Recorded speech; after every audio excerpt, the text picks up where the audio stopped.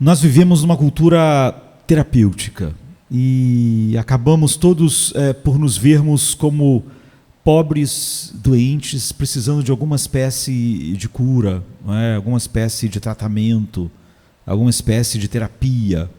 Então nós vivemos numa época em que todos estão saturados de conceitos sobre a vida, a paz, a alegria, a alma. Eu diria, mesmo dentro da igreja, mesmo pessoas que se dizem cristãs, estão saturadas de conceitos totalmente estranhos à Bíblia, estranhos à palavra de Deus. E conselheiros, então, se multiplicam, baseado nesses conceitos estranhos à palavra de Deus. Muitos conselheiros, acho que a maioria, talvez bem intencionada, pelo menos eu quero crer, assim, não é? Apesar de não estarem sendo, é óbvio, dirigidos pela Bíblia. E uma das coisas que tem sido dita em nossos dias abundantemente Deus perdoou você, agora você precisa se perdoar. E quanto mais a nossa geração terapêutica ouve esse conselho, mais lhe parece perfeito, não é? Se encaixa. A pessoa começa a dizer a si mesma: olha, todos nós cometemos erros, afinal errar é humano, eu preciso aceitar o fato de que não há nada que eu possa fazer para consertar o passado, esse sentimento de negatividade, fracasso, vergonha e de culpa. Eles fizeram do meu coração a casa deles e eu preciso expulsá-los, recuperar meu coração. Afinal de contas, o que importa não é se as outras pessoas me perdoarem, ou até se o próprio Deus me perdoou, se eu ainda continuar retendo o perdão para mim mesmo. E até que eu conceda o auto-perdão, o acusador irá rondar meu mundo, assombrar meu mundo, cuspindo palavras de acusação, de culpa.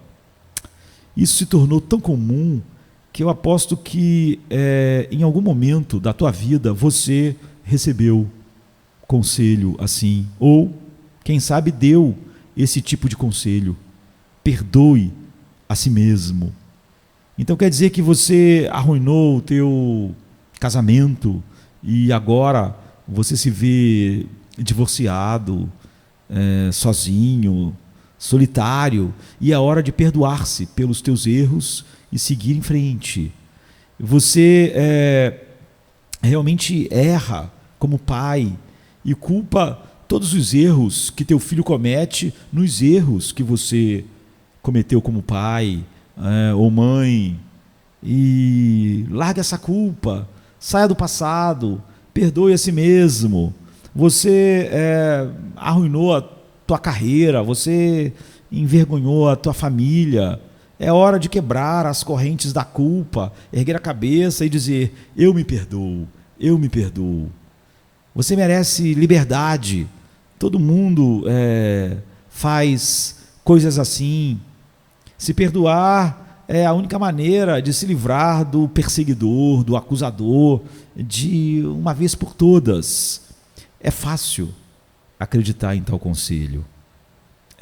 Todo mundo está acreditando em tal conselho. Mas eu digo para você, não caia nessa, não é? Perdoar a si mesmo não é apenas impossível, é tolice, é perigoso, é fútil. A Bíblia jamais fala nada parecido. A Bíblia jamais fala nada sobre perdoar a si mesmo. Essa é a tentativa vã de uma alma atormentada pela culpa procurar alívio no último lugar que deveria estar olhando, ou seja, em si mesmo. Dizer a um amigo: perdoe a si mesmo, é o equivalente a dizer a uma pessoa que está morrendo: cure-se. A absolvição, como a medicina, como remédio, tem que vir de fora de você. Tem que vir de fora, não pode vir do próprio doente. Então, deixe eu dizer claramente: nosso problema não é que nós sabemos que Deus nos perdoou, mas nós não nos perdoamos. Não. Esse não é nosso problema de forma nenhuma. O nosso problema é que não acreditamos que Deus nos perdoou nos termos bíblicos, como a palavra de Deus diz, como Ele revelou em sua palavra ser o seu perdão. Esse é o problema. Nós perdemos o conceito do que é o perdão que Deus dá. Ele é o ofendido final. Ele dá o perdão final em Cristo. Você não peca contra você. Você não peca contra você mesmo. Isso é ridículo. Esse é o problema. Nós nos iludimos em supor que Deus forneceu 80% do perdão. E agora é nossa responsabilidade chegar aos outros 20% do perdão para nossa alma encontrar paz e descanso, já que achamos que parte foi uma ofensa a nós mesmos, parte foi uma ofensa a nossa própria dignidade. Então nós nos iludimos pensando: o Senhor fez a parte dele, Deus fez a parte dele e disse para nós: eu te perdoo. Agora precisamos fazer a nossa parte e dizer: eu me perdoo.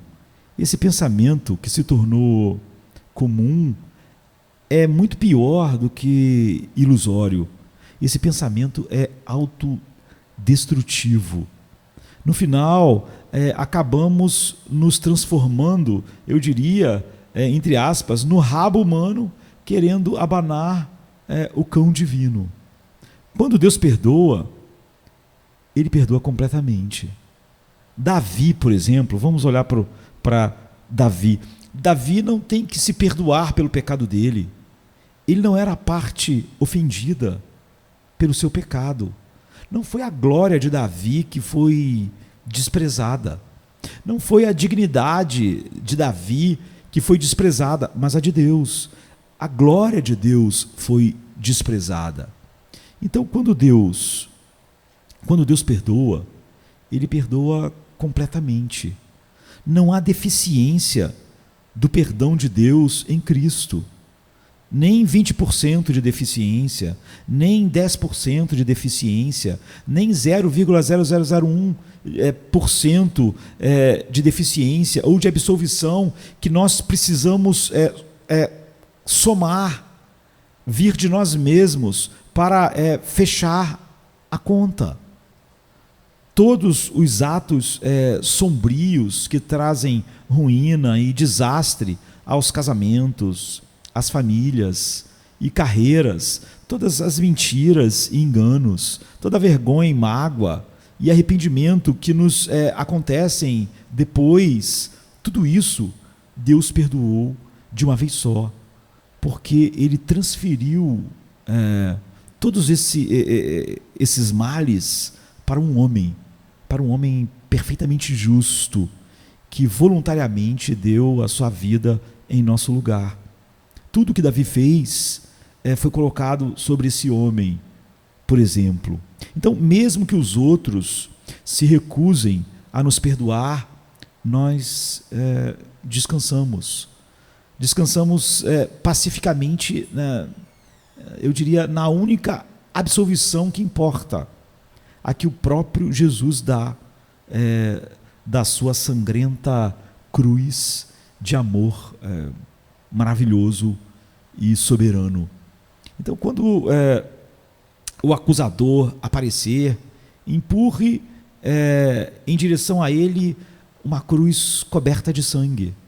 Ele vai desaparecer na escuridão da onde ele veio. Ele não pode nos causar mais danos, pois a única arma que ele tinha eram os nossos pecados. E essa única arma foi arrancada de suas mãos por uma mão com cicatrizes eternas, com marcas eternas.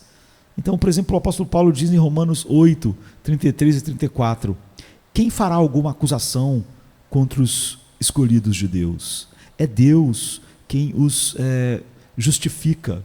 Quem os condenará? Foi Cristo Jesus que morreu e mais que ressuscitou e está à direita de Deus e também intercede por nós. Os lábios sombrios que nos acusam foram costurados por aquele que, como uma ovelha que está em silêncio diante dos seus tosqueadores, foi conduzido como um cordeiro mudo para o massacre salvador, para o matadouro. Os capítulos do nosso passado sombrio foram expurgados do registro biográfico. Eles foram substituídos por uma única página. Toda aquela biografia foi substituída por uma única página no livro da vida. E lá, nesse livro, no qual os nossos nomes estão escritos na tinta do sangue divino e indelével do Cordeiro de Deus, a declaração que está escrita é justificado. E nada do que você fez cooperou para essa realidade. Cristo fez tudo sozinho e nele o Pai nos perdoou. Não é? O humanismo secular, centrado no homem, sempre traz conceitos mortais para o cristianismo, para a verdade revelada de Deus em Cristo. E esses conceitos entram como um câncer e você perde o Evangelho. O auto-perdão é absurdo. Não é? Nós somos chamados a olhar para a cruz, e o que Jesus fez na cruz não foi uma parte para nós concedermos a nós mesmos a parte que faltou da absolvição. Nenhuma condenação há para os que estão em Cristo Jesus. Amém.